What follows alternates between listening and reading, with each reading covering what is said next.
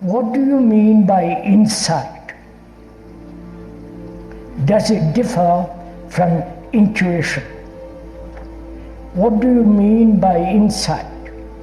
Does it differ from intuition?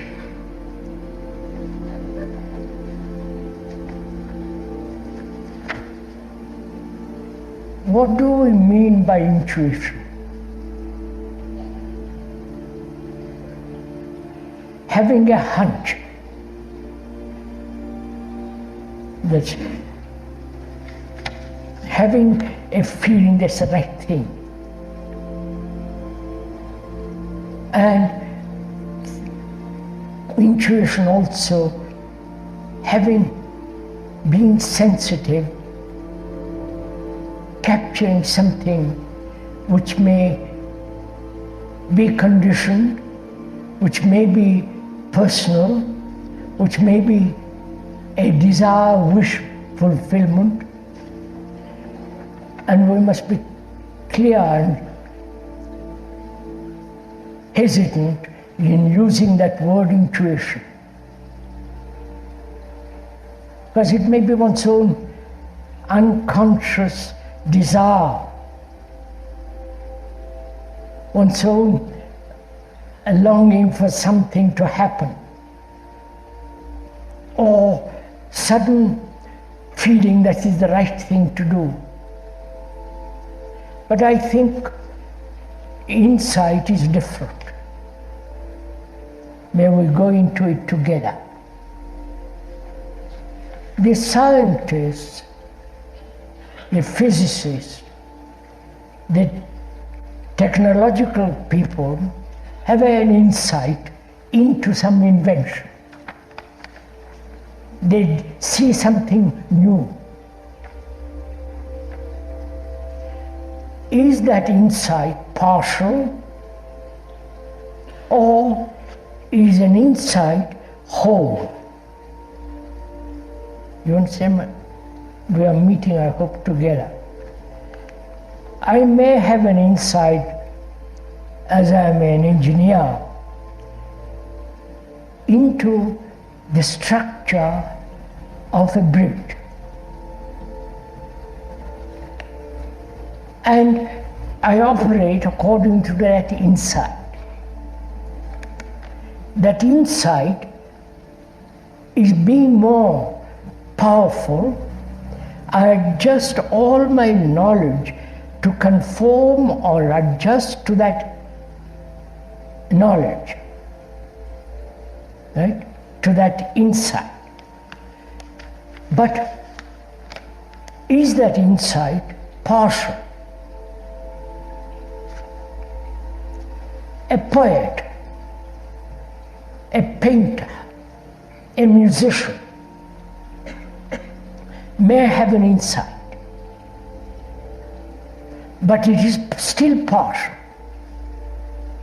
When we use the word insight, we mean insight into the whole movement of life, not one part of it. Right? So let us together find out what we mean by insight. How does it take place? If you are interested in it. Because that may be the solution for our problems. Especially psychological issues that are such tremendous travail in all our lives. So together, let's find out what we mean by insight. I'm questioning it, so please question it also. Is insight an action of memory?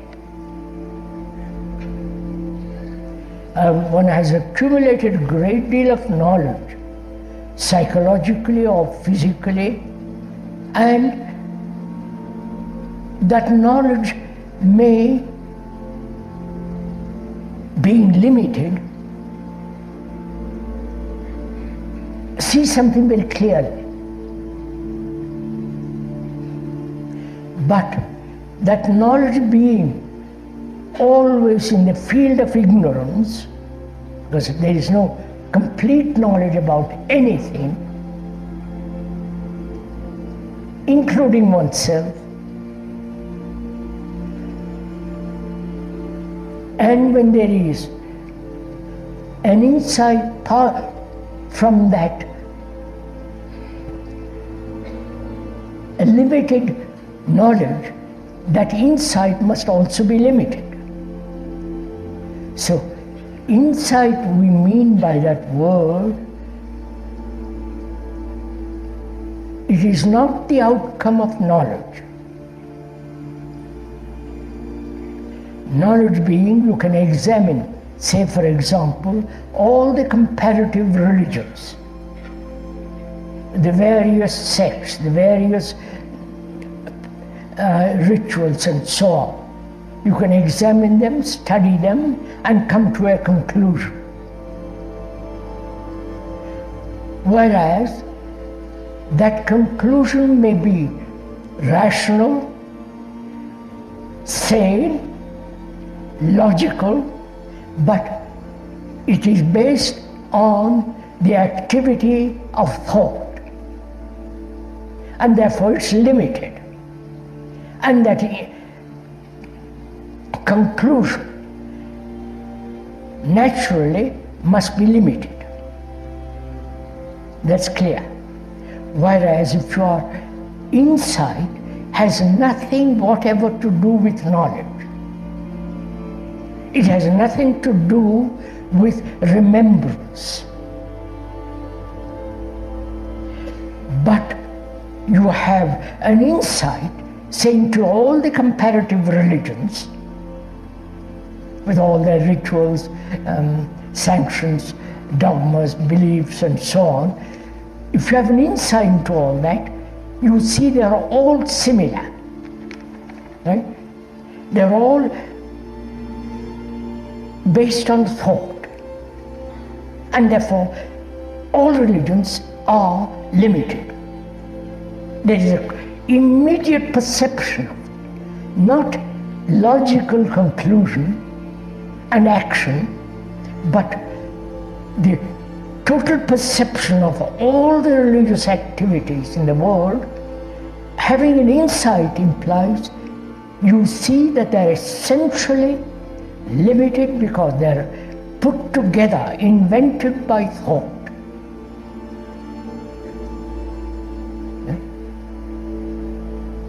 Similarly, to have an insight into one's relationship, which is much more difficult.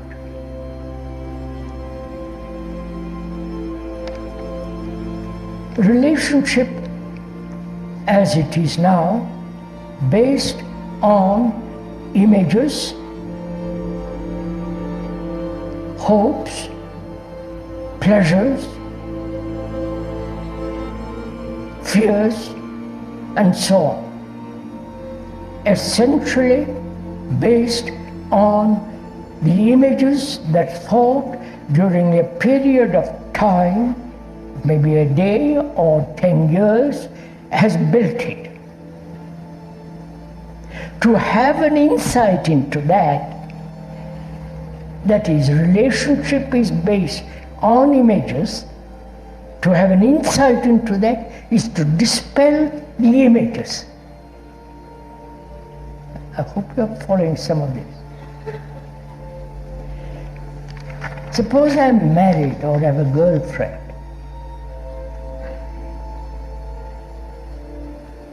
My relationship actually is based on my particular like and dislike, my particular attraction, sexual or otherwise, the environmental influences, the biological demands, and I establish a relationship with another person based on that. Obviously. And is it possible to have an insight into the whole movement of relationship, not come to a conclusion that I have images, I must break them, how to break them, and so on, so on, so on, but to have an insight into it, which means to see basically what it is, fundamentally what it is. And if one has that deep insight, the action which comes out of that insight is much more logical, much more sane, and has a quality of something original, love. I hope you are following all this, right? That is,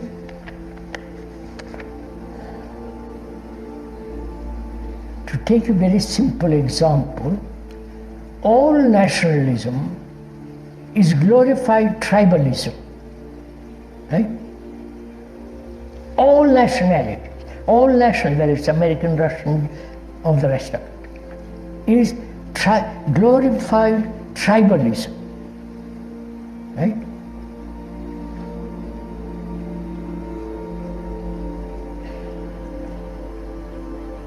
Moment you have see that is a very limited, narrow feeling which divides man. To have an insight into that is to be free from all the tribalism, right? Are you following all this?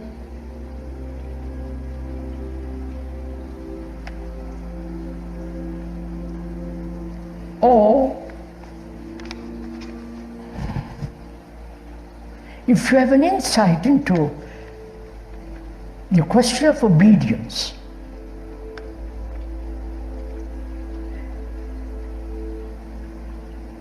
and following, whether it's the obedience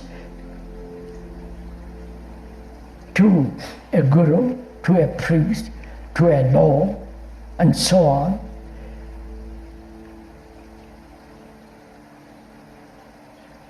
to have a deep insight into this quality of following and obedience,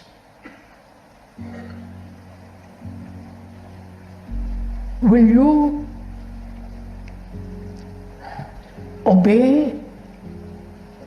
follow anybody? Naturally, you will obey laws, whether good or bad. We're not discussing how far you can go, how far you cannot go. That's not a problem for the moment. But the whole concept of following and obeying. I obey a doctor. I obey a surgeon. And if I'm not too neurotic and the policeman isn't too brutal, I obey. But the whole psychological desire in which lies the security of following. If I follow somebody, I feel safe.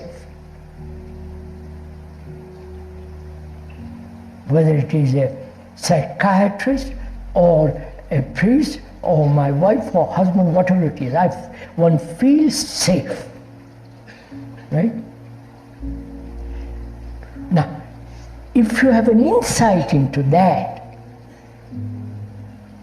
is this, a mind, a brain that's conditioned to follow, that's the feeling of following and the urge to follow completely drops away, instantly. So, insight is not brought about through will, through desire, through memory. It is immediate perception and therefore action.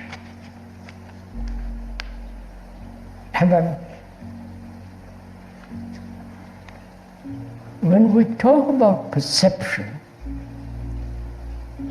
is it possible to observe without the word? Please try, do it as we are talking and we'll see. Is it possible to observe a tree, a person, the speaker, to observe without the word? The word indicating all the memories, the reputation, the remembrances, without the word implying all that. Knowing the word is not the thing, can you observe without the word? Right? And when you observe, is the observer different from the observed? Goes like, one observes that tree.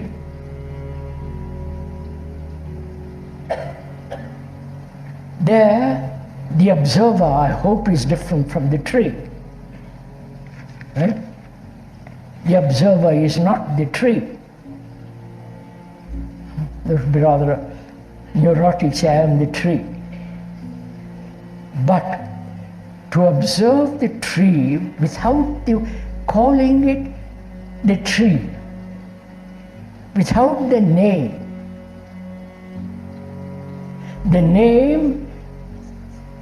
and all the things associated with that name is the tradition, the memory, the past, which says that is the tree. To look at it without all that in operation. Right? Please do it as we're talking about it. And can one observe oneself without the word, without all the associations connected with that word, to look at it? And when you do observe in such manner, is the observer different from the observed?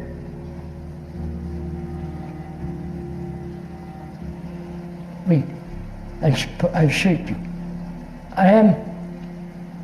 The feeling of anger arises in me. Is that anger different from me? Or I am anger. But what thought has done is, a moment later, one says, I have been angry, which means I am separate from that anger. Are you following on this? Whereas the actual fact is, when there is anger, there is only anger, that feeling. There is no observer different from the observed. That division arises only after. Out of that division comes all our conflict. Right? So is it possible to observe without the word, without all the memories associated with that word? Then only the observer is the observed and eliminates altogether the division which brings about conflict. To have an insight into that is to end the division.